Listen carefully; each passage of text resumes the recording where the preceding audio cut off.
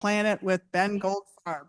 We are so excited to have Ben here with us tonight for our kickoff of our series of Wild Talks for our 2025 Earth Day series, which is based on our theme, Living with the Land.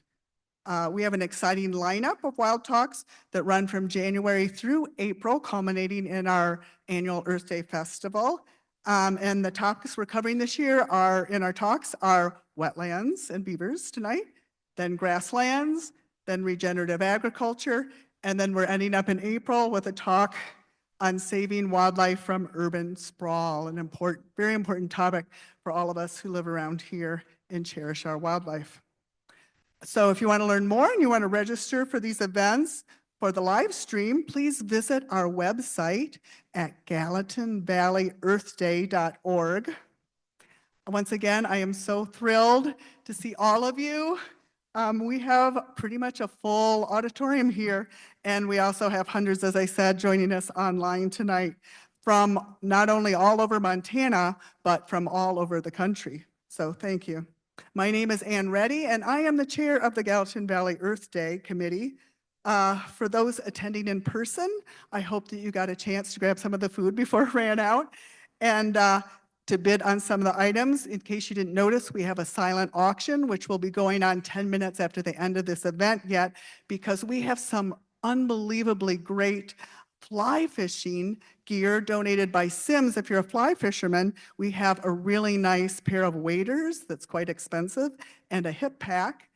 If you like birds, Wild Birds Unlimited has donated a little package of bird seed and a nice bird feeder that you could also win. So again, that's the last 10 minutes after the event ends. We will still have the bidding open if you didn't get a chance to bid on that. And also, we ran out of books for Ben's book signing, but if you still want to get a copy of Eager, please visit your local bookseller, and in Bozeman, that would be Country Bookshelf. So I can't wait to hear Ben, and I know you are waiting for him, but first of all, I really need to thank our sponsors for this event.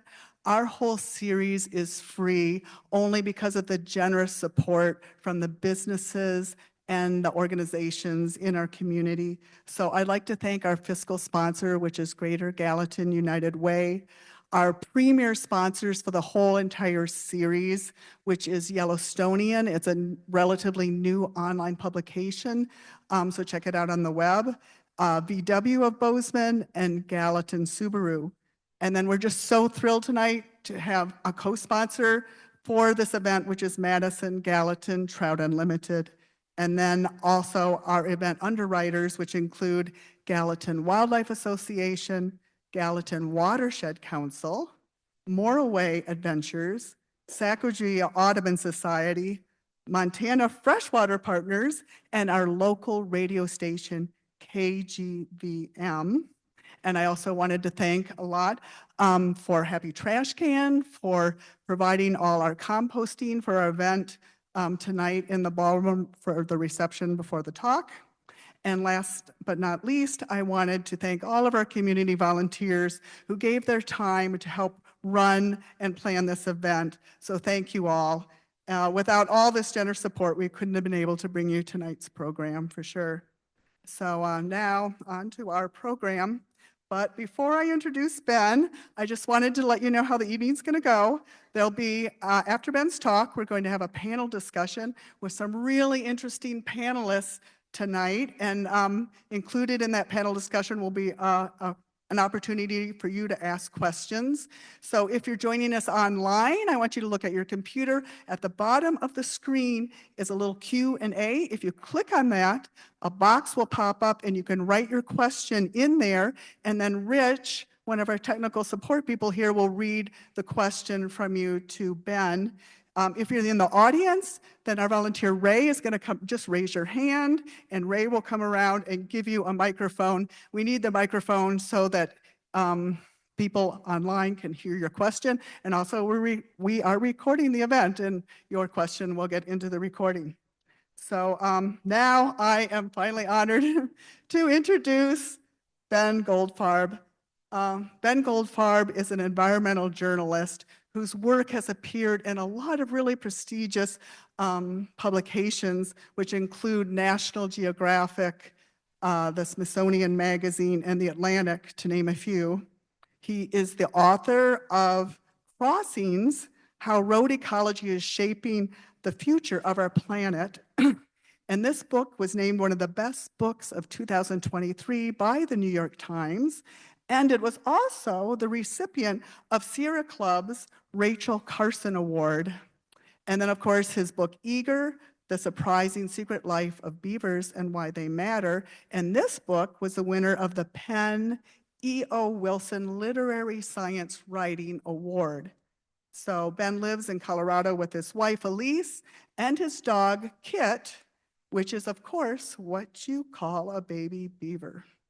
So anyway, I'd like to welcome Ben to the stage, and without further ado, Ben, take it away. Just that up. Thanks, Ann.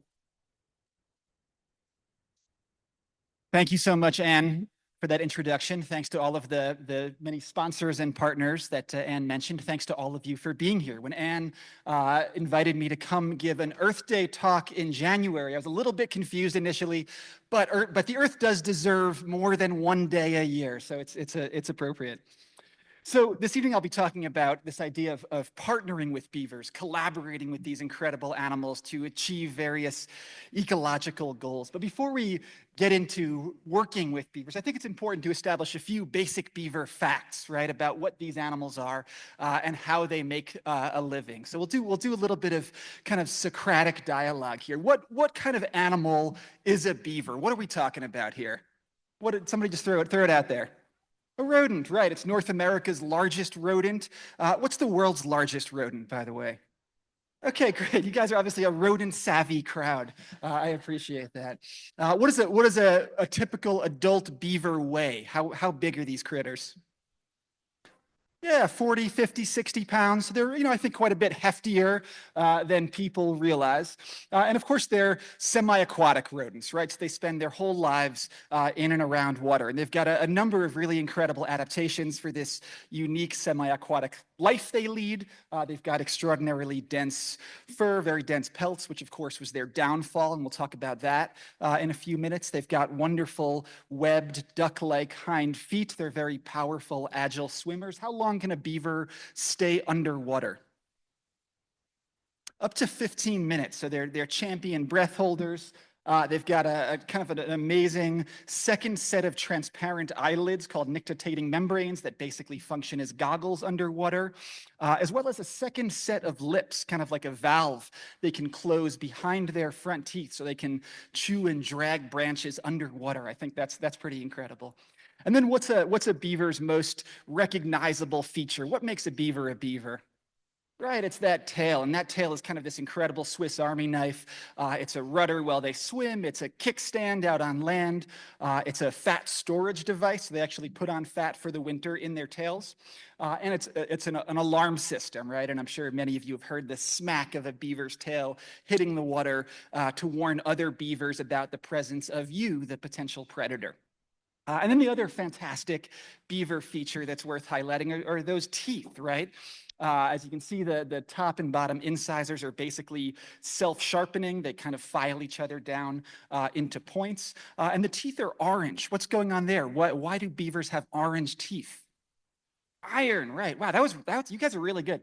So the teeth are actually structurally fortified with iron that beavers derive from their food. So they've got these wonderful iron teeth, which of course is very helpful when you spend your whole life cutting down trees, right?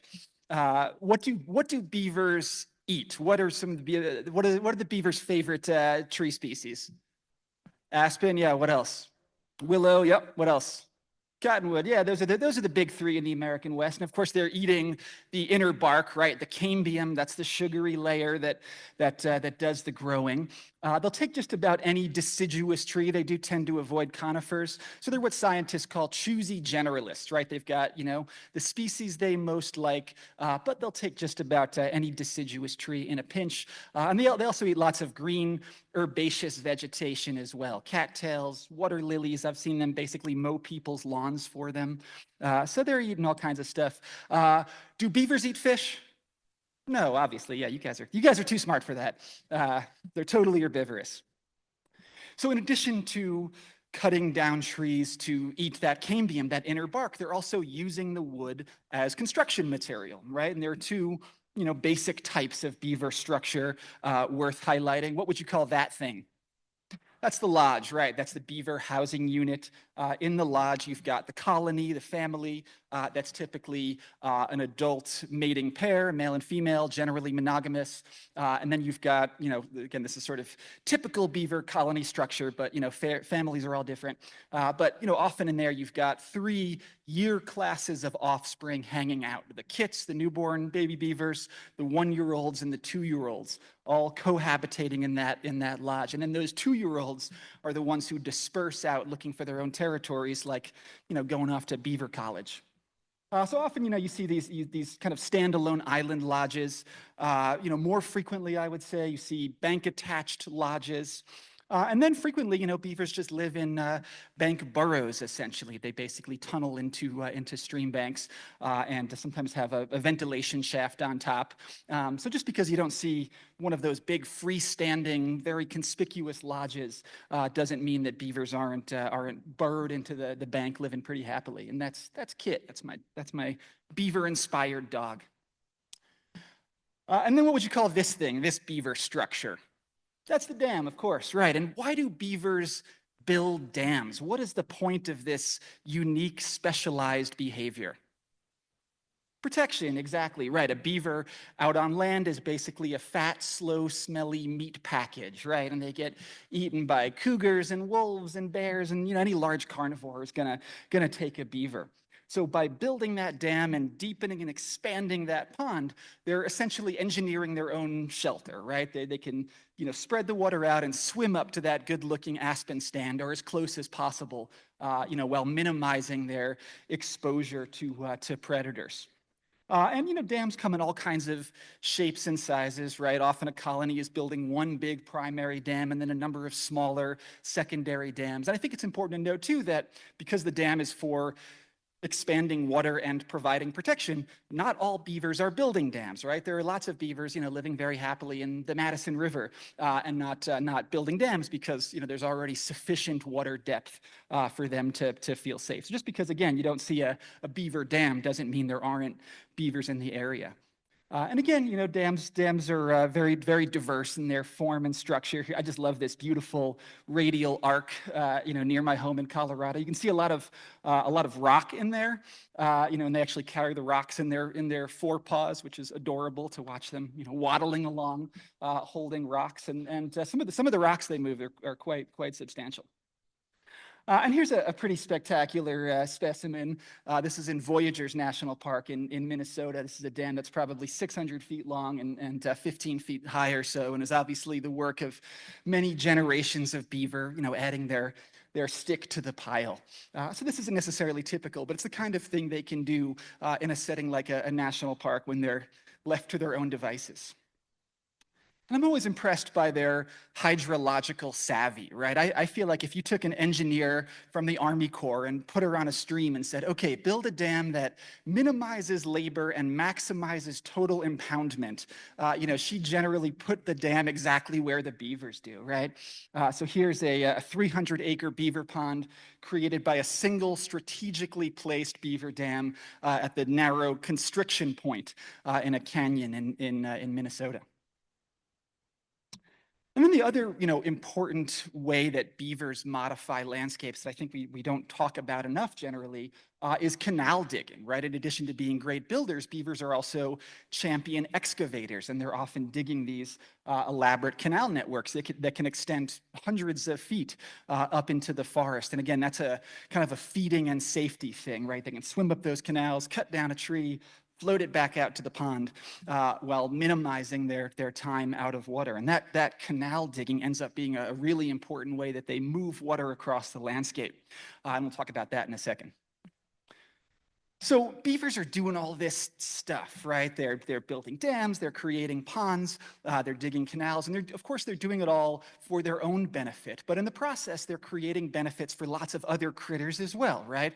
Beavers are what scientists call a keystone species, an animal that's disproportionately supporting lots of weight, in their ecosystems. We know that in the American West, wetlands cover about 2% of total land area and support around 80% of biodiversity. So any animal that's capable of building and expanding and maintaining wetlands is really important, right? And it's hard to name an animal that doesn't benefit from beavers in some sense or at some point in its life cycle. But this is a great blue heron rookery in a beaver complex in Wisconsin.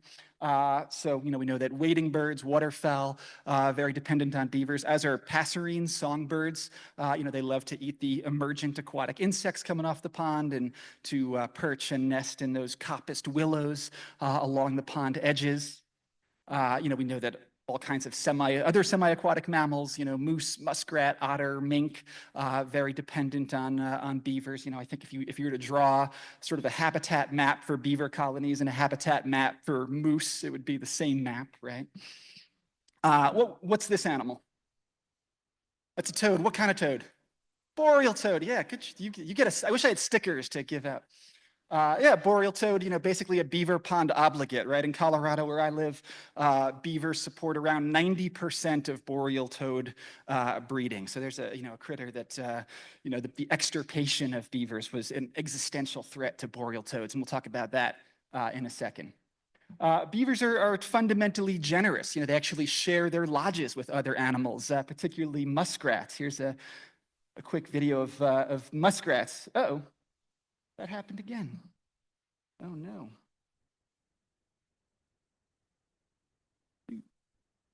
I don't know why that video just crashed my presentation. Anybody know any beaver jokes? Okay, well I won't show that video again. But just imagine a muskrat. You saw it for a second, right? And muskrats will actually cohabitate with beavers in their lodges. Here's another cool example of a lodge supporting other species. This is also in Minnesota, but you could theoretically see this in Montana too. So this is an old beaver dam. Beavers left the area, dam broke down, pond drained, right? And this beaver lodge is left high and dry. And in this case, a pack of wolves actually moved into that lodge and raised their pups in the lodge. So there's beavers creating habitat for their direct predators. That's probably a bad idea, though. They're generous like that.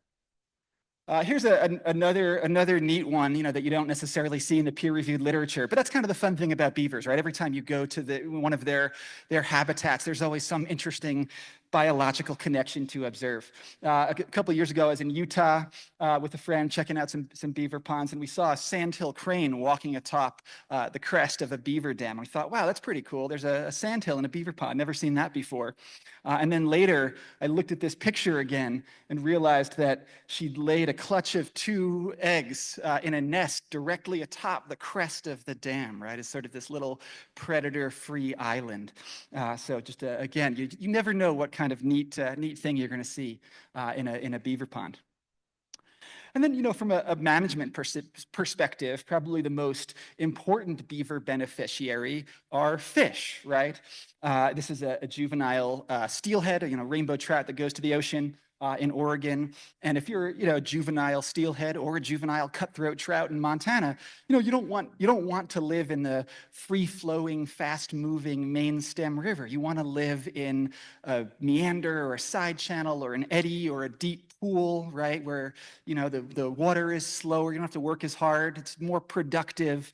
There's some woody cover from kingfishers and herons, and of course those are exactly the kinds of habitats that beavers engineer, right? And there are 1 million peer-reviewed studies connecting beavers with fish production. Of course, the objection that you often hear from anglers and sometimes even fish biologists is, wait a second, we're trying to take dams out of rivers right now, right? Not put more dams into rivers. But of course, a beaver dam is nothing like, a giant human-built concrete dam, and fish have all kinds of clever strategies for getting past beaver dams. They jump them, they wriggle through them at times, they swim around them during periods of high flow. This is more anecdote than data, but here's a cool site that I visited in Seattle a few years ago, or outside of Seattle. Here's the beaver dam. Here's the upstream pond, and here are the two freshly excavated coho salmon nests. So clearly, at least two fish had no problem getting past this beaver dam. And in fact, the evolutionary connection between beavers and salmonids is so deep. These are species that have been on the landscape together for millions of years that inspired my favorite bumper sticker, which is "Beavers taught salmon to jump," right? That gets at it nicely. So of course, beavers are doing all this great stuff for fish and birds and moose and toads, but what about us? What do we get from beavers, right? We're kind of a selfish species, and we often think that way, but it is a good argument to be able to make, right? That these animals are providing lots of ecosystem services, benefits that that we all share. And probably the most important beaver benefit here in the American West is drought mitigation, right? This is one of the best climate adaptation strategies that we have is beaver restoration. We know that we're losing our snowpack. You wouldn't necessarily know it this winter in Montana, but certainly the trend lines aren't great. And so as we lose that snowpack, which gradually melts throughout spring and summer and fall and keeps water in our streams and irrigation ditches, we need some other way to keep water on the landscape, right? And beavers do that really well. They're building thousands of little reservoirs for us up in the high country. This is up at Independence Pass near Aspen in Colorado. So this is about 12,000 feet. They get way the heck up there. And you can see this is the headwaters of the Roaring Fork River, tributary to the Colorado. And the stream is just this nice meandering sine wave. And then it hits all of these linear features, right? These beaver dams. And that just stores water in that valley that gradually moves downstream throughout the summer and fall. And it's important to note, too, that, for every drop of surface water that you see in a beaver pond, there are, according to some studies, 5 to 10 times as many drops of groundwater being captured as beavers spread that water out, and it soaks into that floodplain sponge and then gradually moves downstream underwater to percolate back up through the stream bed subsequently. So that drought mitigation function and the ability to keep water on the landscape as the American West gets hotter and drier is one of the most important things beavers do. Beavers are also really good flood attenuators, and that seems kind of counterintuitive, right? Don't beavers cause flooding? But in fact, they're really good at mitigating flooding. imagine a big pulse of rainwater from some major storm event racing downstream, tearing out stream banks, and then it hits those beaver ponds and it spreads out laterally onto the floodplain, or it's stored in the ground, or it's captured in the pond itself. And beavers really reduce that flood energy and protect downstream property. And this is a beaver pond in Scotland, where Eurasian beavers have recently been reintroduced, largely for their flood control benefits, right? So I think it's worth taking a second to contemplate that duality. We've got beavers in climate-stressed places like the American West helping to mitigate drought, and then in really wet places like New England or the UK, beavers are mitigating flooding, the opposite end of the hydrograph, right? So the fact that they can tackle those two seemingly opposite problems, I think, is kind of magical. Beavers are great irrigators, right? They're spreading water onto the floodplain, hydrating plants, and that's a big deal for guys like this. This is James Rogers, a rancher I met in Nevada, who pointed out to me that beavers were basically increasing grass production on his ranch tenfold by, again, spreading water out and just sub-irrigating those pastures. And of course, that means more weight on his cattle and more money in his back pocket. So, like many ranchers now, he's wholeheartedly embracing these animals. Beavers are great pollution filterers, right? A stream's racing along, it's carrying nitrates and phosphates and herbicides and pesticides and legacy heavy metals from historic mining. And then it hits that beaver dam, the water slows down, all of those suspended solids are dropped out of solution and then entrained under many subsequent layers of sediment. And a million studies, again, proving that beavers dramatically help downstream water quality. They're also sequestering a lot of carbon too, right? There's all of this organic matter that's being sequestered in the sediments in the bottom of that pond. And then, I think the final really important beaver benefit worth highlighting for now is they're great firefighters, right? Water doesn't burn, it turns out. And by spreading water out across the landscape and, as the beaver researcher Emily Fairfax puts it, turning those dry, brown floodplain plants into green, wet, lush floodplain plants, they're just increasing the fire resilience of these landscapes. This is the Sharps Fire in Idaho, which burned in 2017. And as you can see, all of those uplands are burnt to a crisp. And the last green, wet, blue, lush place, in this valley is that beaver-created valley bottom. And in fact, they're such good firefighters that Emily Fairfax, this beaver researcher, has proposed that the U.S. Forest Service change its mascot from Smokey Bear to... So how many beavers live in North America today? How are these animals doing? Somebody just throw a number out there. 12,000? Yeah, they're doing a little better than that. Any other guesses? 100,000? Yeah, so they're up to 10 to 15 million beavers in North America today. So yeah, sorry, I'm not sure. I wasn't trying to shame anybody. That 100,000 was a totally reasonable guess. Just, an order of magnitude of. So that sounds like a lot of beavers, right? They're doing pretty well. They're not an endangered species. They're not going to go extinct anytime soon. But then you start to wonder, how many beavers did we used to have? How many beavers were here at the time of European arrival in North America? Any guesses about that? 30 million? Yeah. Yeah, 100 million? Yeah, so, we don't really know, right? This is a lot of hand waving, but, one early naturalist pegged the population at anywhere from 60 to 400 million. I think hundreds of millions is a not unsafe assumption.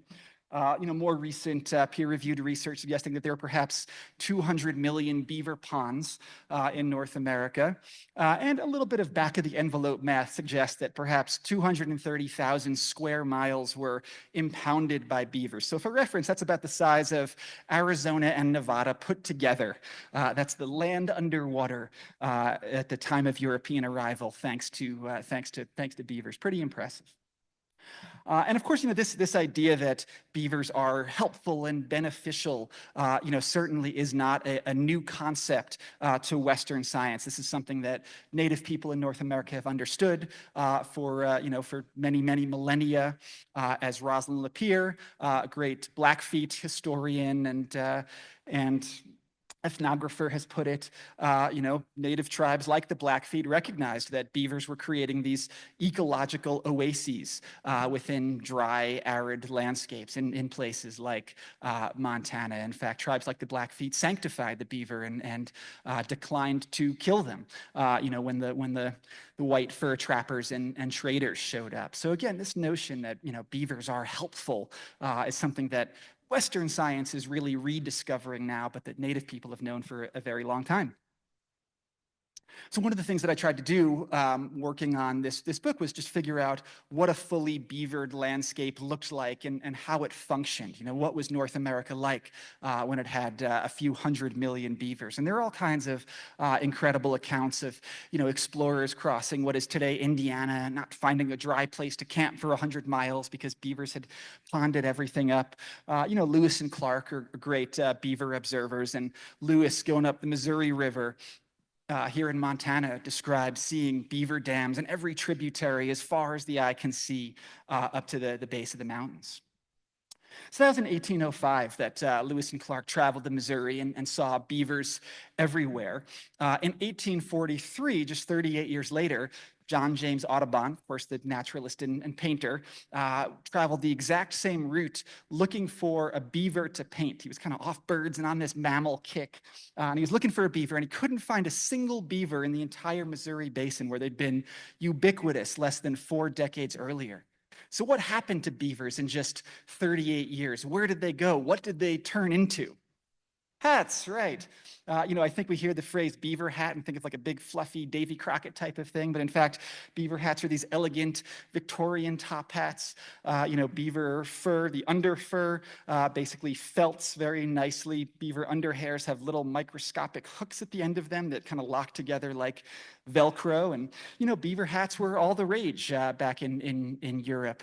And the fur trade really begins in the early 1600s in New England and very systematically spreads south and west across the continent, with fur trappers and traders just annihilating beavers in every river, lake, stream, and pond they encounter.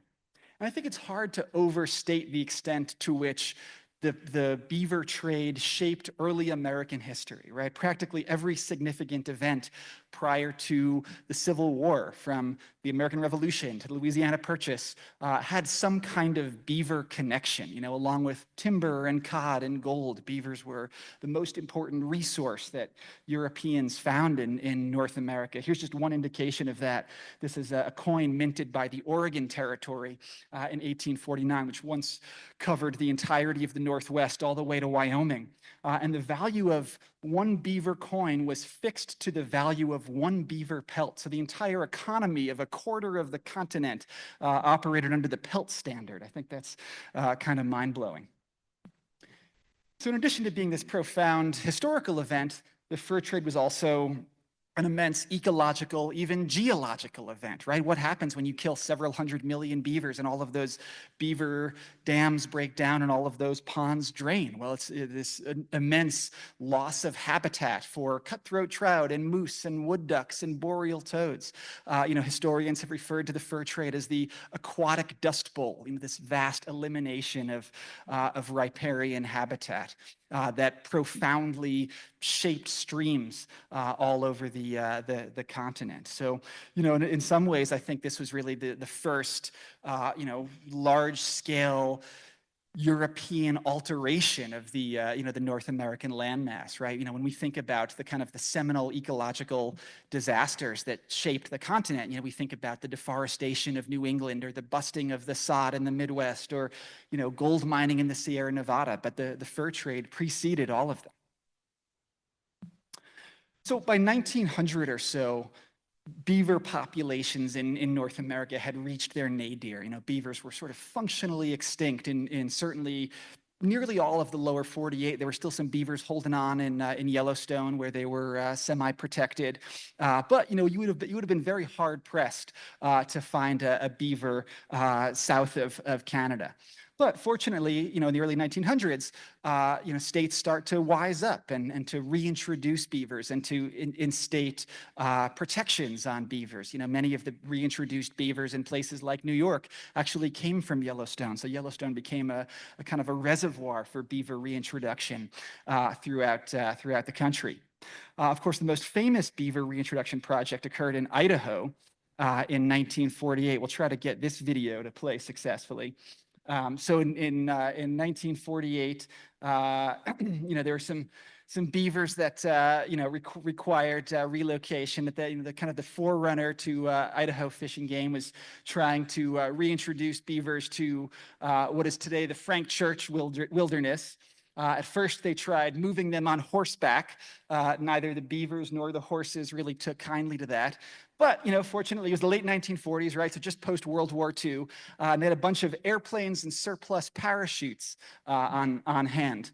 And one of these Idaho State biologists had the bright idea of packing beavers into crates and tossing them out of airplanes, which sounds a little nutty today, but back in the 40s, they didn't require NEPA permits or anything, so they could just do whatever they wanted. So that in 1948, they airdropped 76 beavers into Idaho. 75 of the beavers survived. One beaver, unfortunately, escaped from his crate in midair and fell to his death. Very sad. But the next year, when they flew back over that same area, they found beavers in all of the places where they dropped them. They saw ponds and wetlands, at least, in all of the places where they'd released them. So that project was actually wildly successful. Nobody's tossing beavers out of airplanes anymore, but if somebody here wants to write a grant for that, we could make that happen. So all throughout the kind of the early to mid 1900s, right, beavers are being reintroduced. They're protected in some places. Their populations are increasing, and they're returning to their old haunts. There's only one problem, right, which is that in their absence, we've colonized all of the best habitat. It turns out that good beaver habitat and good human habitat is basically one and the same, right? We both like low gradient stream corridors and broad fertile floodplains. That's where they build their dams, and that's where we put our roads and railroads and power lines and other infrastructure. And, I'd argue that we're generally the nuisance species more than they are, but, there's no question that when beavers and humans overlap, conflicts can occur, right? So here's one illustration of that. This is a cabin that I stumbled upon in New Mexico a few years ago. And I just like this image because you can sort of see that the beavers start their dam in the upper left-hand corner of the screen, dam up to the base of the cabin, then they incorporate the cabin in the dam, and then they keep going on the right-hand side of the screen, right? So you wouldn't necessarily want to be that landowner, but you have to admire the ingenuity there, I think. Here's probably the most common form of beaver conflict, right, is damming in road culverts. If you're a beaver, the roadbed is the world's greatest dam, and the culvert, that little pipe, is the leak in the dam. And beavers plug leaks, right? That's what they do. So the water rises, the road washes out, big, expensive headache to maintain. So that's probably the most common cause of beaver conflict, but they get into all kinds of weird mischief. Here's a beaver that was browsing a dollar store in Maryland when it was apprehended by the authorities.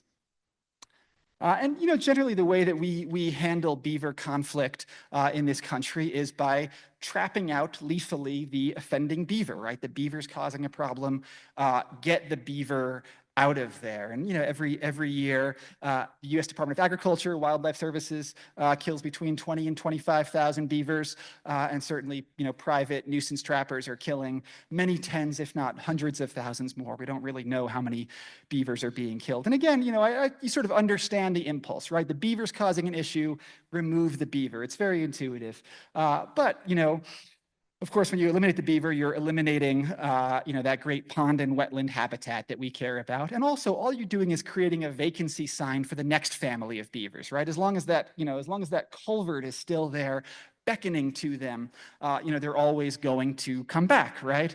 And so all of these communities around the country are engaged in these very expensive and ecologically nonsensical, in my opinion, cycles of trapping and recolonizations. You start to wonder, well, maybe there are better ways of solving some of these problems, right? And one technique at our disposal is relocation, live trapping beavers, typically on private property, and moving them to public lands. And certainly, that's a better option, I think, than killing them. And many beaver populations have been kickstarted that way. But, I think there are a couple of issues with relocation as well. One is that the beavers don't always survive. You drop a beaver in a new place and it's liable to get eaten by a mountain lion the first night. And also, you're not actually solving the conflict in perpetuity, right? You're just kicking the can down the road. So, relocation is, again, a better option than lethal trapping. But, I think the ultimate goal should be to live with these animals instead, right? To find ways to coexist with beavers non-lethally. And we've got lots of great techniques at our disposal to accomplish exactly that. Lots of beavers get killed for cutting down trees, and I just don't think any beaver should be killed for removing a tree. That's just too easy a problem to solve. So here's a nice example of kind of creative, non-lethal problem solving in central Colorado, where I live. Basically, the town of Salida, had these beautiful old cottonwood trees they wanted to protect from beavers. Okay, that's fine. They fenced off those cottonwoods. And then they left unfenced the non-native Siberian elm trees, which the beavers took down. So that's invasive vegetation management, using the beavers as your agent. I think that's, again, the kind of cool stuff we can do when we think a little more creatively than just lethal trapping. When the issue is flooding, that's a slightly harder problem to solve. But there too, we've got great options. This is a guy named Skip Lyle in Vermont. He's the inventor of the beaver deceiver, which is basically, sort of this part of this larger category of contraptions called flow devices, which basically regulate water levels, right? And the idea is pretty simple. You just run the pipe through the dam or into the culvert to keep that water flowing, moving water from the pond side to the downstream side, dropping the level of the pond. And the cages are there so the beavers don't plug up those pipe ends, because they will do that. Here's another nice example of beaver coexistence. This is a culvert protection fence with Mike Callahan, president of the Beaver Institute, or the founder of the Beaver Institute. And again, just a nice example of solving a problem permanently and non-lethally, rather than trapping the beavers as soon as they build in that culvert. And again, I don't want to say that every single beaver conflict can be solved with a non-lethal coexistence technique like this one, but certainly where they've been studied, they've been shown to be extremely effective. 87 to 97% effective, depending on the kind of device you're talking about. And there are great cost savings associated with this stuff as well, because, it's basically you set it and, it requires a check once or twice a year to make sure that it's operational, rather than, hiring a trapper to basically kill beavers perpetually. And I know that there are many people in the audience tonight who know more about this than I do, and I bet it'll come up during the panel discussion. But now Montana has a fantastic beaver conflict resolution program getting off the ground. And there was recently a great article about it in the Daily Chronicle by Leah Swartz of Freshwater Partners, basically pointing out how the program works. And again, I'd encourage anybody interested in solving a beaver issue on their property to check out the Montana Beaver Conflict Resolution Program and find somebody in the crowd tonight who knows more about that than I do. But very excited to see these sorts of coexistence programs popping up in states like Montana. So, one more sort of beaver restoration technique that I think is really worth highlighting, because it's happening all over the American West, and certainly in Montana these days, is beaver mimicry, right? The construction of beaver dam analogs, basically beaver simulation structures. And I know that there are people in the crowd tonight, again, who are working on exactly that. And, the idea of a beaver dam analog, or, other sort of beaver-like structures is pretty simple. The idea is that, we're building beaver dams to give these animals a leg up, right? Because, one of the things that happened when we wiped out several 100 million beavers is that we made it hard for them to recolonize a lot of the places they used to live. Our streams got so degraded in their absence that it can be difficult for them to return to some of these places on their own. So by pounding some vertical posts into the stream bed and weaving some material in there, we're just giving them a leg up, right? We're directing their activity, we're impounding some water, and basically creating the conditions in which beavers themselves can return and thrive. And the place where this technique of beaver dam analog construction was really pioneered was in Oregon on a stream called Bridge Creek, where basically scientists built 115 of these beaver dam analogs. Beavers had been in the system, but they weren't doing so hot.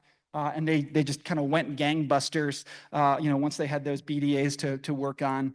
They more than doubled the inundated area, right? So again, spreading water out onto that floodplain, refilling all of these old historic side channels, taking that single thread stream and making it, a big kind of tangled mess of spaghetti.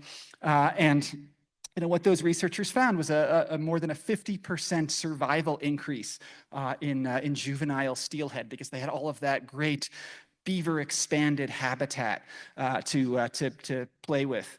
So that's humans and beavers collaborating to dramatically increase the survival of a federally threatened fish. I think that's a pretty cool story. And I think one really important point, to note about these beaver dam analog projects, right, is that the point of the projects of the beaver dam analogs, in my opinion, isn't to build a bunch of stuff in the stream, right? The point is really, again, to encourage the return of the genuine animals, because they're just much better builders than we are. They work all night, which we don't do. And so here's a kind of a cool illustration, I think, of again, what happens when beavers return to these systems. So this is a stream in Colorado. This is Rough and Tumbling Creek, which is just such a badass name for a stream. So here's what the stream looked like in 2021. It's basically, you know, this kind of, you know, single thread meandering channel. You look at that and say, okay, that looks okay, right? That looks like a stream, not too bad. But in 2022, the Forest Service and Ecometrics, a restoration company, and a bunch of other partners began building those beaver dam analogs, right? Putting those structures into the stream.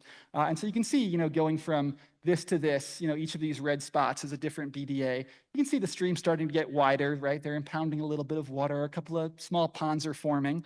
Okay, you know, we're making some progress here. But then in 2023, the beavers showed up. And we went from this to that, right? Where each of these red lines is a different dam. And look at all of these new ponds. And again, I mean, it's just kind of incredible to toggle between these two images, because you really recognize that the stream is so much vaster than we think it is. You know, when we look at this, again, you know, we think about what a riverscape is, what a stream is, and you know, you sort of think, okay, it's just, you know, one bank to the other bank.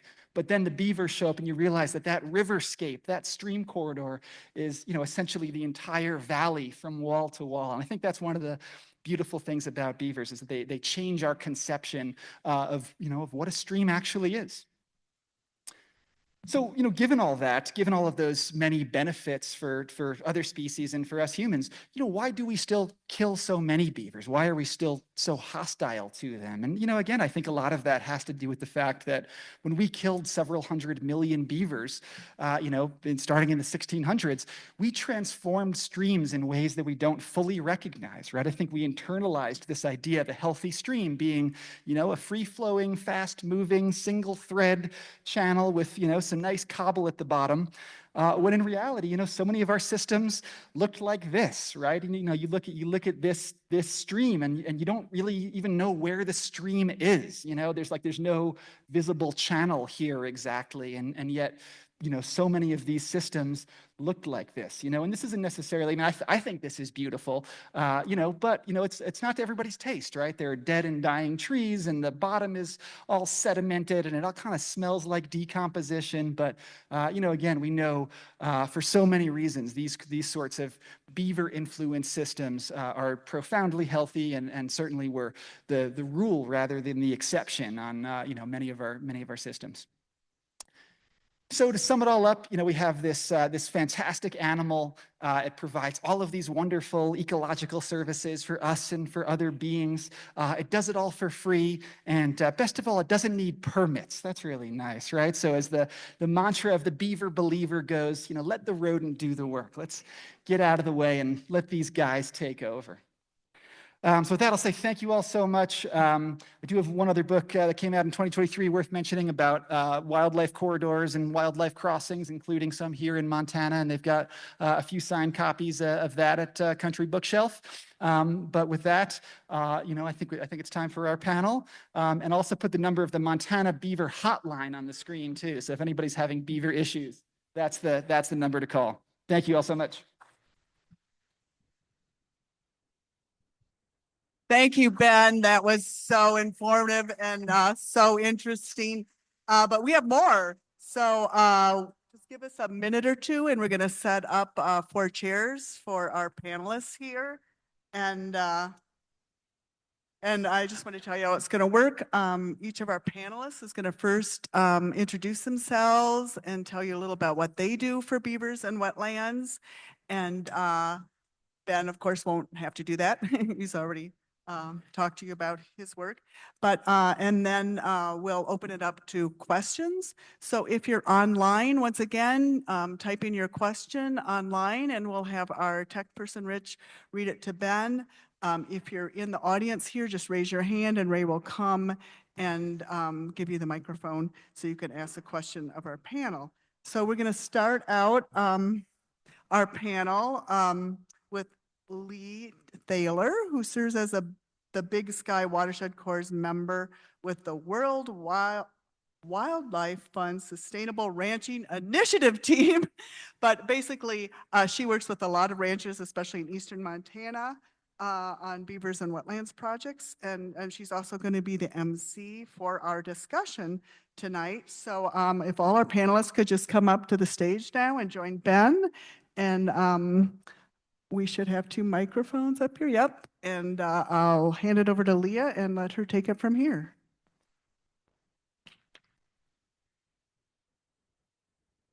So you take this one. Oh.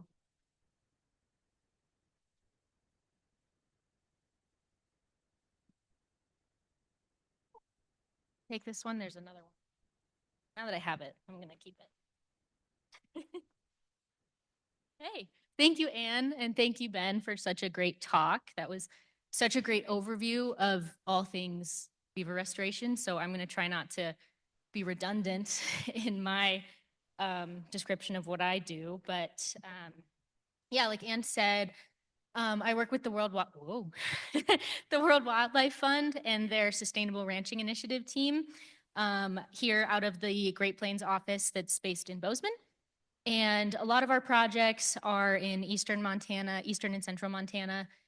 And we get the privilege to work with ranchers that are interested in some stream restoration work. And let's see.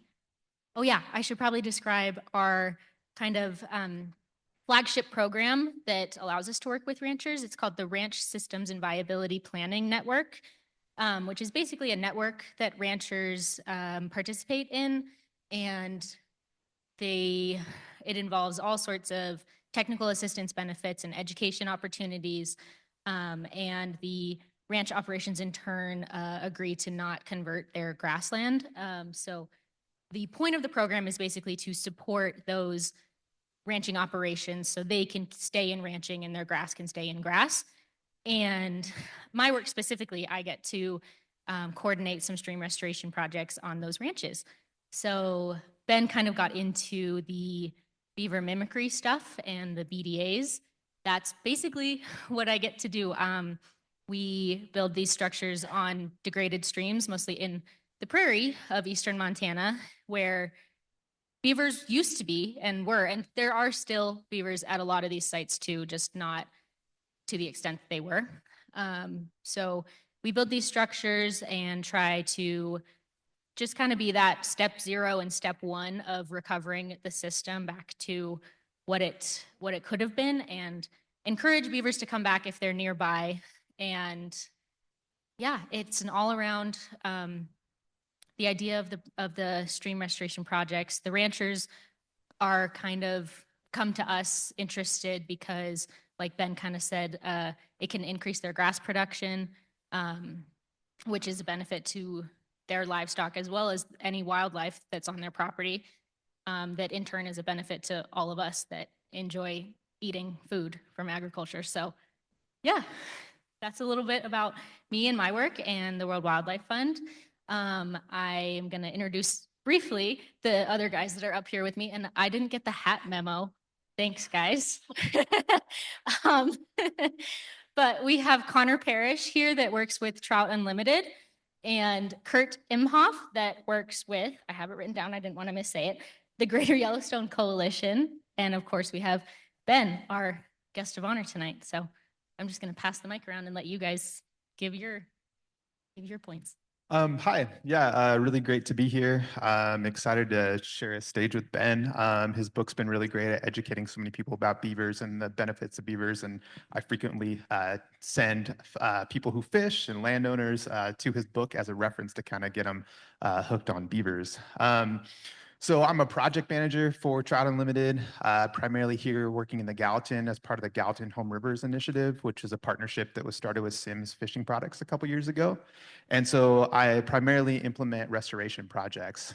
And Trout Unlimited's a national organization. We do stream restoration to help preserve, protect, and restore our cold water trout and salmon fisheries all across the country. And one of the tools in our restoration toolbox is using beaver mimicry. And Montana has definitely been using beaver mimicry for quite some time now, but in our little region here, we haven't really been doing much of it. In fact, in the last couple of years, worked with the Gallatin Watershed Council to actually write a guide for Gallatin County to try and get people to start implementing more of these beaver mimicry projects, building beaver dam analogs and things like that. Hopefully doing more of that in Gallatin County. We have a couple projects right now that we have are using beaver mimicry techniques. One of them I feel a little crazy, but we installed 40 beaver dam analogs and 90 log jams in Mandeville Creek, which is like a tiny stream that flows through the middle of Bozeman. So I'm trying to invite beaver into the middle of a development in Bozeman. So we'll see how that turns out. It's a tributary to the East Gallatin River, and we have funding from Sims, Bass Pro Shops, and also from primarily from Department of Environmental Quality's non-point source nutrient program to try and help improve water quality. And on our side of it, from the fishing side, which is what our members are interested in, we're hoping to improve water quality and habitat for those fish. And Mandeville Creek is very imperiled stream. It has high levels of nutrients, phosphorus, and a lot of fine sediment coming off our roadways from runoff. And so we're trying to capture all that stuff behind these beaver dams before it makes its way into the East Gallatin River and impacts that prized local fishery. So. All right, hello everybody. My name is Kurt Imhoff. I work for the Greater Yellowstone Coalition. We are a regionally based conservation organization that work to protect the lands, waters, and wildlife of the Greater Yellowstone ecosystem. What I'm talking about there, we're up here in Bozeman. We're at the northern end of the ecosystem, roughly. I live in Lander, Wyoming, about 6 hours south of here, which is at the southern end of the ecosystem. And so from here to there, from the Absaroka Front near Cody and Meeteetse over into eastern Idaho, that's sort of the place where we focus our efforts. And, we've historically always couched our work in that lands, waters, wildlife framework. A couple years ago, we actually launched a climate program. So a program solely focused on understanding and communicating and then trying to address the threats that we're looking at here in the ecosystem because of climate change. So, a lot of that work is communications based. Some of that work is focused on protecting resources that are at risk from climate change, our most climate sensitive resources. But the element of our work that really dovetails with beavers and with pretty much everything Ben talked about tonight, and I'll just say, it's nice to give a little spiel about the work you do when someone just spent way more time talking about it in depth. So thank you for doing that. The part of our work that really dovetails with beavers relates to climate resilience, right? So what I mean by that is trying to figure out how we, so us, our partners, and the broader public who care about this kind of thing, is how do we steward this ecosystem into a warmer and drier future, right? And a lot of that work really centers around rivers and riparian areas, not just because our water resources are threatened by climate, but because just about any animal you can think of that can move under its own power uses or benefits from intact river corridors at some point in their life cycle, whether they spend all their time there or if they calve there or if they use those pieces of habitat to migrate. Doesn't really matter what you're looking at. They benefit from intact riverscapes. And since we and our partners care about intact riverscapes, we care about beavers and the impact that they have, right? It's been interesting. I've only been here a few years, and in the time that I've been here, it's been interesting to see beavers kind of waddle their way across the breadth of our climate program, even in ways we didn't anticipate when we first launched it. I'll give 2 or 2.5 examples about what I mean. The first, kind of in the policy realm, right? So, a lot of organizations like GYC spend quite a bit of their time and resources working with decision makers, planners, people who manage these resources to try to help them consider or have a, shared perspective as us, identifying shared values and trying to then turn that into conservation outcomes that benefit, the entire ecosystem. So as that relates to beavers, we're really interested in working with state, federal partners, local governments, local decision makers, powerful stakeholder groups, folks who work on the landscape to, see the world like we do, or at the very least find some kind of commonality so we can pursue it and make something happen on the ground. And so, here in Montana, that might look like working with, the Montana Beaver Working Group, which was, I think, referenced, or if not, you should all think about it and learn more about it. There's a lot of folks in this audience tonight who are really involved in the Montana Beaver Working Group. And again, that work at the state level is doing phenomenal work, helping us rethink how we incorporate beavers into resource management. That happens on the federal side too, right? So when you have something that's going to dictate goal setting and standards for decades, like forest plan revision. So there's one coming up on the Bridger Teton down in Wyoming where I live. You know, if you can work to advocate for protections and consideration of an animal like beavers that have an outsized impact, you can really fortify specifically riverscapes for decades and decades, right? And the decisions that the people behind those desks make is driven by these kind of boring, you know, not super exciting plans, but there's a lot of value in weighing in there and trying to make good things happen. And obviously, when you're dealing with policy, there's always things that come up that are maybe not great, and you need to fight back against it, right? So things that are bad for beavers or bad for rivers. The other side of that coin, which was also touched on really eloquently, is talking about beaver conflict, right? So thinking about how to build social tolerance to keep them on the landscape. You know, Wyoming does not have a beaver conflict resolution plan like Montana. That's actually something that GYC and some other partners, again, some people who are in this room, are working to emulate that model and bring it to Wyoming, right? So a large, really a majority of our ecosystem that GYC works in is in Wyoming. And so from where we're sitting, we've been watching what's happening here in Montana. We're really inspired by it. And, you know, a big part of my work right now is thinking about how to fund specifically people, build capacity, professional positions, people who can work with landowners to, you know, avoid conflict or deal with conflict, maybe relocate when you have to, obviously, you know, hopefully to a place they won't get killed. But, you know, it's all, you know, it's not an exact science, right? But You feed some cougars. Okay. you can feed a few cougars. That's the thing. Cougars are great too. So it's, you know, finding that balance. You know, for us trying to figure out how to fund a position like that and take what's working so well up here and expand it to another part of our ecosystem, it's just part of a broader vision, right? We want the entire ecosystem to persist into the future and, you know, not just provide value to wildlife and people now, but into, you know, a really tough and uncertain future we're all facing. So that's the beaver conflict side of things. Again, if you want to learn more about that, Shelby Weekend, I know you're here somewhere. Folks who are here, go and find them and then ask more about this program. It's really freaking interesting. And lastly, you know, I said 2.5 things. We don't really have time to talk about it, but like GYC doesn't put out a really large volume of restoration projects. It's just not something we specialize in. I think folks like the two people to my left do this extremely well. Something that we are interested in, though, is thinking about different paradigms or a different lens through which you can look at BDAs, so beaver mimicry, or relocating beavers to achieve other ecosystem objectives related to climate. So one thing I'm really interested in, and that Connor and I were talking about a couple hours ago, has to do with sediment transport after a wildfire, when you really generate a lot of sediment moving, you know, propagating longitudinally down a river. You know, how do you use beavers or beaver mimicry to capture that sediment and reconnect the floodplain, right? And sort of restore a really important subcomponent of your riverscape that adds to your climate resilience. So it's really fun work. Clearly you all care about it because you're all here. So thank you for coming. Yeah, time for questions if people have them.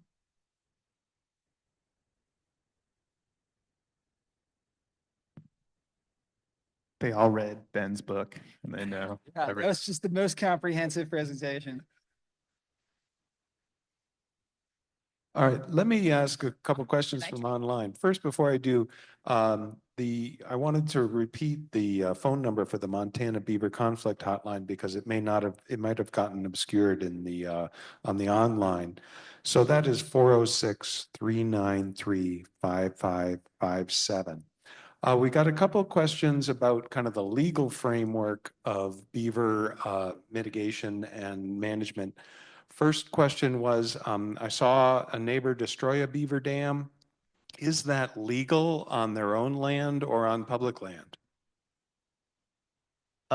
If it's on your own land, it is legal to remove a beaver dam if you're using it with hand tools.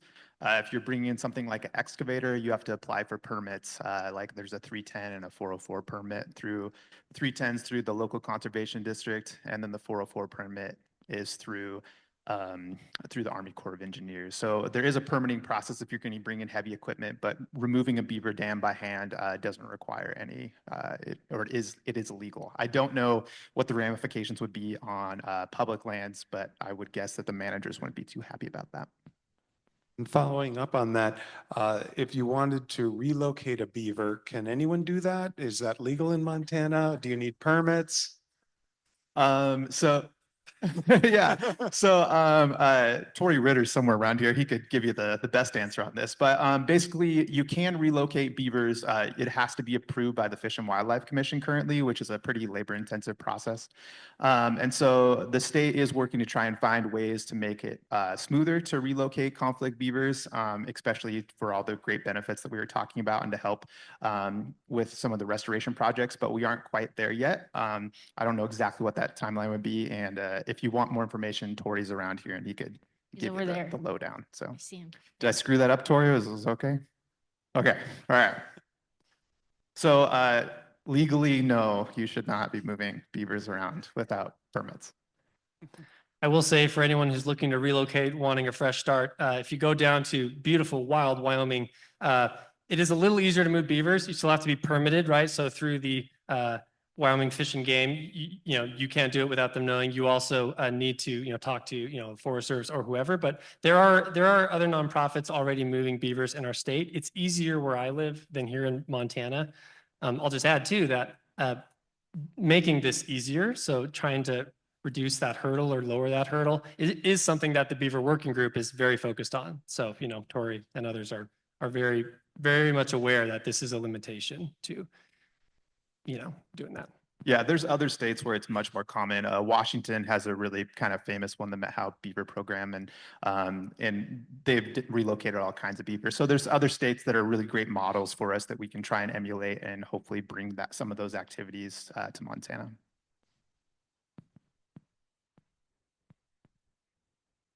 If you want to construct a BDA on private property, do you need those same Army Corps permits? Even if you're not using equipment? Technically, yes. It depends what kind of stream, without getting too nitty gritty. If you're working in a stream that runs year round, that's perennial, you need those permits. If you're on a stream that is intermittently flowing, it's kind of a legal gray area where you technically don't need a permit, but asking for a permit never hurts. So. Yeah, the conservation districts are fantastic, and you can just go to them and ask them questions. That's where you have to get the 310 permit, and they can get you headed down the right path. So yeah, don't be afraid to call the conservation district. They're great, and if you're in Gallatin County, the Gallatin Conservation District is fantastic. So just call. Make sure you don't get in trouble. We do have a gentleman who misplaced a book, perhaps in the men's room. If anyone found that book, if you could please just take it down to Anne and we'll get it back to him. It's not on the stage. Thank you. Out of the restaurant. Oh, I had a quick question mainly about what are your largest challenges with implementing BDA work? Yeah, I think the biggest challenge is perceptions. Like Ben was lining out, we have it ingrained in us that these streams look a certain way. And the reality is we've been looking at streams that have been altered, and that's just our point of reference. So getting people to understand, the benefits of putting in beaver dams and attracting beavers back to a place and changing the way that a stream looks when they're so used to seeing it as this like single thread channel, that's probably the most challenging thing for me to do. Also, there's a lot of misconceptions that beaver dams are capturing water and holding it, and that's going to limit water that's going to be available to water users downstream. But that's just not the case. We build these things one at a time. We hand weave them with willows and other trees and stuff like that. They do slow down and back up water, but it's not any really large amount. And especially beaver dams typically are storing water early in the season when we have an abundance of water. And then later in the season, they're having a net positive benefit on the water supply by feeding the groundwater and things like that that then returns to the streams. So it's complicated. It's the perception and basically trying to convince people that you're not stealing water from agricultural users. So yeah, great question. We had a few questions online about beaver reestablishment and kind of how long does it take? Does having a beaver mimicry project speed that up? kind of from the time that you kind of let beavers into an area until they're kind of a fully functioning system? Get an idea of timeline? I mean, it can happen really quickly. So there was a project we were involved with south of Jackson, Wyoming, in the Wyoming range, which is super nice. It's a really nice country down there. You know, and they weren't even done putting in BDAs and they started to see beavers occupying that location, right? Which is inspiring because you haven't, you know, necessarily kickstarted, or you're not able to see the manifestation of, you know, riparian veg recovery and that kind of thing. So for them to even just react to the presence of more ponded water on the landscape that they didn't have to make is great. And also it can take, you know, a really, really long time or not happen at all. I'm sure it's the same up here. Yeah, it just depends how close the beavers are, you know? I mean, like Ben was talking about, those kits get kicked out of the colony and then they're out looking for things. So if there's a long way for those kits to travel, there's all the cougars and everything that can eat them before they show up at your project site. So it can take a while. But yeah, I mean, I remember one project in Washington, they were, building the BDAs and the beavers showed up and were eating the willows that they were weaving in it. So like they can show up really quickly if they're there. But I don't know, my projects where they've showed up, it usually takes a couple of years for it to show up. So have you seen any in eastern Montana? We have, yeah. I would say it definitely depends mostly on who's nearby, if you have beavers nearby already and how close, how far. But we have had projects where the ranchers or landowners like have said to us, like, I know that there were beavers on this stream when I was a kid, but I haven't seen them in the last 30 years, but we've seen them on this far end of the ranch, but they've never come back up here. And then we did our project and we built some BDAs. And then by the end of the season, they sent me some pictures of a beaver swimming around the BDAs and adding on top of a BDA. So it happens. Yeah. And the time really varies. Yeah. Yeah, That's and we're usually the answer with nature is it depends and it varies. exactly. Yeah, and so yeah, that whole beaver relocation thing, if we can smooth that process out and make it a little bit better, then in the future, you know, we can build these restoration projects and kind of have that as like, you know, the fallback. If beavers don't show up on their own, then we can kind of help them move in there, because in a lot of cases they just aren't occupying large reaches of these stream sections anymore, and it just is so far for them to travel. So if we can give them a little bit of head start, they can get established and hopefully, you know, start repopulating the entire stream. So I have a question. On Hebgen Lake, they used to tear out all the dams because they said, the fishermen said it impacted the fishing. And I would love a discussion, or how does it work? Because they see it blocking it. They see the young fish, they want them to bring them out, the big fish come, you know, the whole story. How do the fish really navigate? Yeah, so Ben talked about beavers move really well, or sorry, beavers. Fish move really well when we have high flow events. So it just, again, depends. Most of the times when beavers construct their dams, there's almost always high flow channels that go around it, or even water flowing over the top of it, where fish can jump and get around them. However, there are occasions sometimes when beaver dams can be constructed in a way where there isn't fish passage on them. And usually that is happening in a system that has been highly manipulated, so there isn't like very much floodplain connection, and that's usually because of some human influence. And so that can make it challenging for fish. When we're talking about things like cutthroat or the steelhead juveniles that Ben was talking about, those fish, they spawn, they lay their eggs in the spring.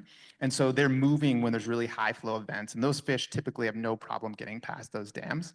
However, our fall spawners, if we don't get a lot of rain in the fall, like when brown trout are trying to move up, sometimes they can cause problems. But there's also all kinds of examples that I can think of where I've just like watched brown trout swim around beaver dams. So it just depends. We do have some cases where there's really imperiled fish populations, again, mostly because of management actions that humans have caused. Like with our bull trout in western Montana or our grayling in Red Rock Lake, where occasionally we'll have to go through and notch beaver dams to try and facilitate fish passage. And that is because those populations are so small that we can't risk them not getting to their spawning grounds for 1 year because the population can crash. So it really, again, it's nature, it depends. As far as like altering fishing, it totally does alter fish. I mean, if you go from a full on or a fishing environment that's full on flowing water to standing water, like that's a big change. However, we live in Montana and there's like endless flowing, amazing trout streams everywhere. And the net positive that you get from Beaver Dam complex on these little small tributaries, or even some of our bigger rivers, and then how that benefits Hebgen Lake. That Bridge Creek project that Ben was talking about, they saw like a ridiculous increase in fish production because that's such great rearing environment for fish. So I don't know, I always try and tell anglers that they focus way too much on the big fish, but the reality is in order to get a big fish, you have to have a lot of little fish to get to the big fish. And beaver dams and beaver complexes do a really good job of creating that habitat so that those little fish can eventually make it out to our bigger rivers that we all like to fish and get a lot larger. So there are ways that beaver dams can impact or change fisheries, but I would say like 99% of the time that I think they have a positive impact on the fishery as a whole. One more point about the beaver trout connection. I mean, one objection that I certainly hear a lot from anglers is that beavers are going to block fish and they're going to increase the water temperature, right? We know that trout like it cold, and aren't beavers going to raise water temperatures by spreading water out and exposing more water to solar radiation? And in fact, the exact opposite happens, right? That Bridge Creek project showed very clearly that what beavers do is they force water into the ground, right? They saturate that floodplain sponge. They recharge aquifers, and then that hyporheic exchange happens, right? That water that's cooled off underground, and then it bubbles back up, through the stream bed to add to the flows. And so beavers are actually at a watershed scale really forces of colder water rather than warmer water. And I think again, it's about that big picture that Connor mentioned, thinking about the whole system. Yeah, and one other thing from that Bridge Creek study, they've just got so much great data from that project. We're worried about fish passage. Steelhead, those are spring spawners, and steelhead is just a sea-going rainbow trout, which is the same trout we have in our rivers here that were introduced, and they're closely related to our cutthroat. In that study, they tagged all kinds of fish, and so they're able to monitor their movement both up and downstream as both the juveniles and adults. And they saw adults basically having no problems moving up and down. Same things with the juveniles. They even had a control system where they didn't install any beaver dam analogs, and they were seeing these steelhead juveniles and adults move over hundreds of these beaver dams. So if they're in the right situation and have good conditions, they shouldn't be fish passage barriers, but there are rare occasions where they can become problems, and sometimes we have to deal with those rare occasions.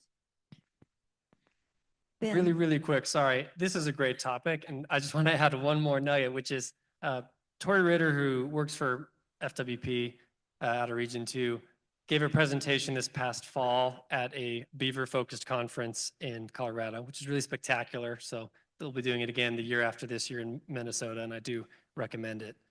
And he described the presence of beavers on a riverscape in a way that really stuck with me and I like, which is framing it as a disturbance regime, right? So again, like trying to not think of it as like they built a dam, it's here forever, it's not changing. I mean, it might stay there for 1 or 5 or 10 or more years, but for some of those years, it will breach naturally, right, during the spring. And other years it won't. And there will be drought years when, as we were saying, fish won't be able to move up and spawn, and that sucks, but that sucks that year, right? And then maybe the next year it won't be that way. And those beavers might leave or, something else, and then they'll be gone for a while. But then, as long as they're on the landscape as a whole and sort of able to move in and out of, at much larger scales, they'll be back, and the impacts they have will come back, or they will at least come back in force, even if they're muted for a while. So yeah, it's kind of just about changing the way that all of us look at these things from a permanence perspective. Yeah, and also, those beaver dams trap all this fine sediment. Fine sediment's a big problem for our salmonids. They require really clean gravel, both for them to lay their eggs in and for the juveniles to hang out in, but also a big part of it is their food source. So we see streams like the East Gallatin that has a ton of fine sediment problems. it changes from having stoneflies and mayflies and all these things that we all, as fly fishers, love to use when we go fishing. It shifts to these little teeny tiny midge things that hatch everywhere that look like little mosquitoes. And that just completely alters the whole food web, and it can actually impact and reduce the number of trout that you can have because they don't have these big juicy salmon flies to eat. Now they got to eat like 1 million of these little teeny tiny snacks. So beaver dams catch that sediment before it reaches these systems. So there's just so many different benefits to having beavers in a watershed. So we could talk about this for all day. So, and like in eastern Montana, the fish assemblage out there, they don't have trout. I know there's other fish also important. And those fish have like completely built their entire life cycle around like these like boom and bust drought things. And without the beaver dams, they don't have a lot of water to hang out in. And surprisingly, fish need water. Yeah, shocker. Suckers Unlimited. Ben, let's change the subject, Ben. Seeing that partnering with beavers to heal the planet, can you speak to what's happening outside of the United States, other countries with this same topic? Anything is that happening? Yeah, absolutely. I mean, the beaver restoration movement is, I don't want to say it's global, but, certainly throughout the Western Hemisphere at this point. So there are two species of beavers. There's North American beavers and there's Eurasian beavers, which live in Europe and Asia, believe it or not. They went through a very similar trajectory where they were nearly wiped out, by kind of the turn of the 20th century. Now they're abundant in much of their historic range. Certainly Germany has a lot of beavers. France is another, kind of beaver hotspot. And the UK is increasingly, the UK is sort of the forefront of beaver restoration in Europe right now. Beavers have been reintroduced both legally and kind of under the radar in England and Scotland at this point, and they're doing okay. Certainly lots of conflicts with farmers in Scotland, which has kind of delayed the propagation of beavers there. But yeah, it's happening. And beavers just showed up in Italy recently. That was really exciting. There's a couple of scattered beaver populations in Mongolia where they historically existed. So yeah, it's certainly a global movement and lots of exciting stuff happening across the proverbial pond. We have two questions online that are related to each other. The first is, I have land that might be suitable for beavers. Who do I talk to about getting reintroduction? The second was, I don't have land. What can I do to help champion beavers? Well, currently, we're not doing beaver relocation at this point in time, so probably just stay tuned for a couple of years or something like that, and maybe that could be something that we could explore. But honestly, probably reach out to your local conservation groups, and there's a good chance that they're probably engaged with the beaver working group, and they can probably tell you when that might become a possibility. The land one, I don't know how to get land in Montana. It's kind of expensive. Yeah. You can volunteer with organizations like Trout Unlimited to build BDAs. If you live around Bozeman, they have all sorts of projects that they need volunteers for. Leah, you're so good. Yeah, I would say just keep your ears open and stay tuned, right? Because depending on which state you're in around here. I mean, I'm assuming the question askers were in Montana, but if you're in Wyoming, it's a little different. You might be able to reach out to your local game and fish office and see if they're moving beavers around. Depending where you're at in the state, it is definitely happening, and they are usually looking for volunteers because, like any state-funded agency, there are usually some kind of cash or capacity restrictions. So yeah, if you have some free time, it's a great way to give back. And otherwise, yeah, just as the landscape changes here, I think it'd be worth just staying plugged in to see who's doing what and when you can jump in.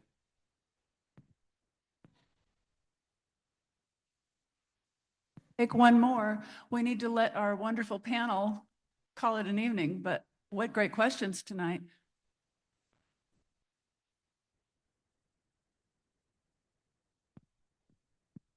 Hi there. So a totally different topic, but I feel like it's really important. Kurt, you mentioned the importance of increasing social tolerance for beaver complexes. And so I'm curious, what are you currently doing to increase social tolerance, and how are you, and a secondary thing is, how are you collaborating with artists or the arts to increase social tolerance? Like, how are you doing it now, or how could you envision doing that? Good. This is a really great question, and it almost sounds like it was teed up because I have a very specific art example to talk about, which is fantastic.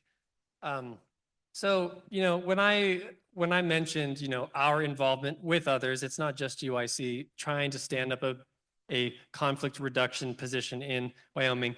I would say that's taking up a lot of my time and bandwidth, right? So for, once this person exists, this is somebody who can field phone calls, go out to working properties. I live in a pretty rural area, and actually, look, stand next to whoever made that call and say, here's my problem. How do we fix it without killing these beavers, right? So I think when you do that many, many times in an area that's kind of like a small community, word really gets out, right? People, this is a weird thing that doesn't happen a lot in anyone's life. And so when they call a professional over to help them deal with a beaver conflict issue, it's probably not something you keep to yourself. So over time, the goal is through word of mouth and through just sort of continually talking about this, both on our website, in like the media that we and our partners put out, through public outreach with Game and Fish, through pop-up talks at bars, which is obviously a great way to get the word out. Doing all these things in a really intentional way over weeks, months, and years will have a positive impact, right? And it's tough because really, I would say most of the ecosystem, and certainly in much of Montana, you have to be, kind of thoughtful about how you pose this kind of work. You don't want to get boxed into some kind of, political corner. The things beavers do benefit all types of people with all types of interests. And so when you do this public outreach, you really need to talk about that. You don't want to sound like a niche thing that only benefits a couple people who love beaver, because that's a really good way to not get as far as you maybe could. On the art side of things, and I can't take credit for this, so I won't. The sort of small cadre of people who are trying to stand up a beaver conflict position in Lander, one of them is a very well-known and well-loved artist in Lander who has been making a ton of beaver-themed art, not only to sell, but to donate or to have on display in the parts of our town that people go. And it is a conversation starter. And it's kind of amazing to me as a very non-artistic person to see what kind of an impact that has. Frankly, I think all of us should think about, or at least support, that medium of getting the word out about this work. Jenny Reeves Johnson. And you can find me later and I can show you her website. Yeah. And DG Hall is what just came from this area. Thank you. Okay, I hate to cut this short, but we don't want to drag this out too long tonight. But I want to really thank our panelists again. If you want to give them a round of applause, please, for yeah.